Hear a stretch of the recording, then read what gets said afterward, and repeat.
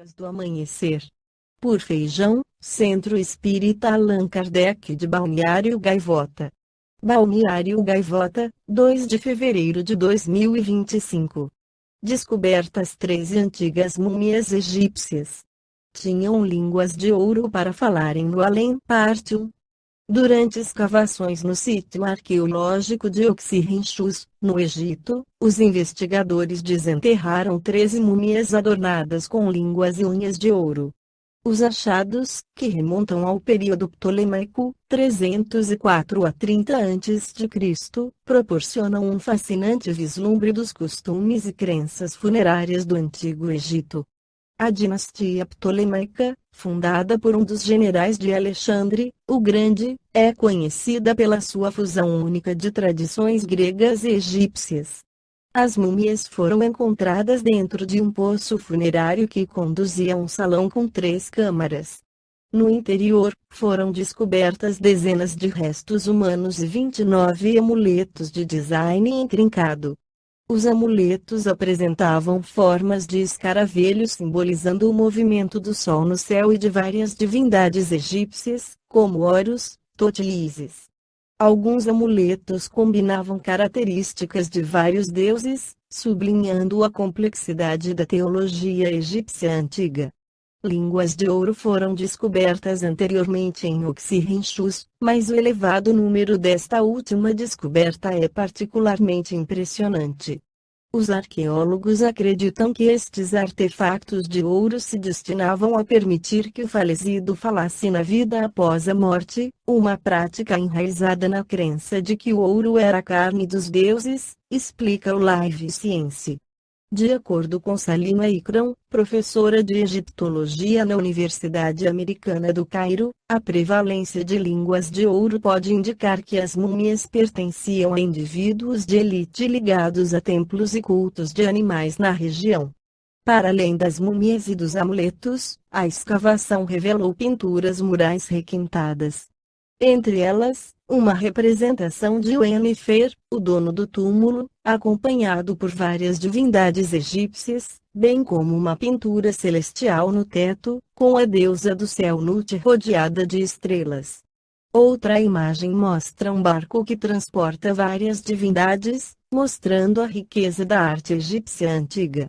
Na Revista Espírita de agosto de 1865, Allan Kardec esclarece sobre o que ensina o Espiritismo: há criaturas que perguntam quais são as conquistas novas que devemos ao Espiritismo. Pelo fato de ele não ter dotado o mundo com uma nova indústria produtiva, como o vapor, concluem que ele nada produziu. A maior parte dos que fazem tal pergunta, não se tendo dado ao trabalho de estudá-lo, só conhecem o espiritismo de fantasia, criado para as necessidades da crítica, e que nada tem de comum com o espiritismo sério.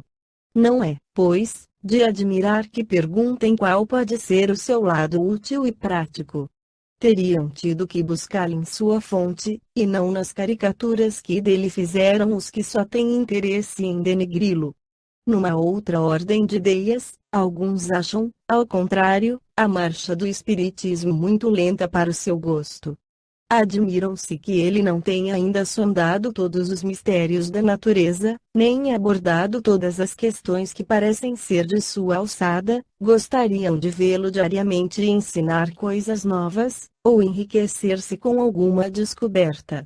Como ele ainda não resolveu a questão da origem dos seres, do princípio e do fim de todas as coisas, da essência divina e de algumas outras do mesmo porte, concluem que não saiu do A agudo BC, que ainda não entrou na verdadeira via filosófica e que se arrasta nos lugares comuns, porque prega incessantemente a humildade e a caridade.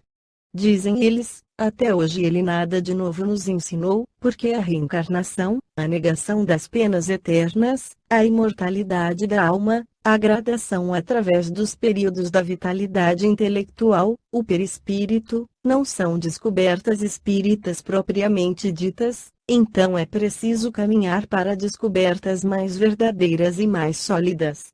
A tal respeito julgamos que devemos apresentar algumas observações, que também não serão novidades, mas há coisas que devem ser repetidas sob diversas formas.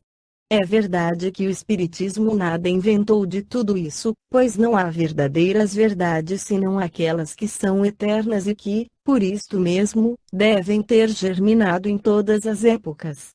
Mas não é alguma coisa vê-las tirado, senão do nada, ao menos do esquecimento, de um germe ter feito uma planta vivaz, de uma ideia individual, perdida na noite dos tempos, ou abafada pelos preconceitos, ter feito uma crença geral, ter provado o que estava em estado de hipótese, ter demonstrado a existência de uma lei no que parecia excepcional e fortuito, de uma teoria vaga ter feito uma coisa prática, de uma ideia improdutiva ter tirado aplicações úteis.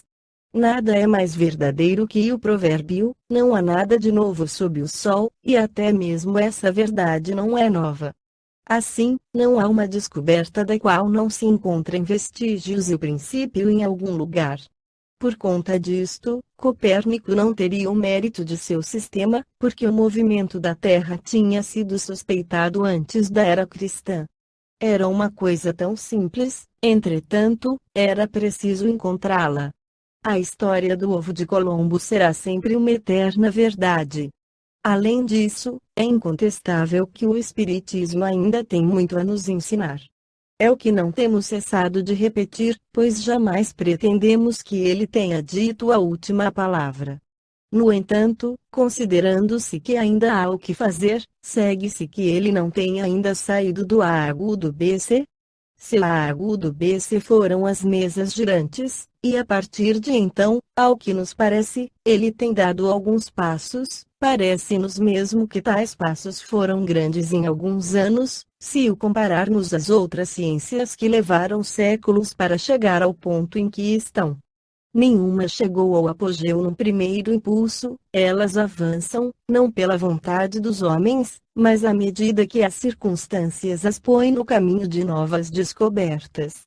Ora, ninguém tem o poder de comandar essas circunstâncias, e a prova é que todas as vezes que uma ideia é prematura, ela aborta, para reaparecer mais tarde, em tempo oportuno. Esta foi a crônica do amanhecer de 2 de fevereiro de 2025. Por Alfredo Feijão Lopes.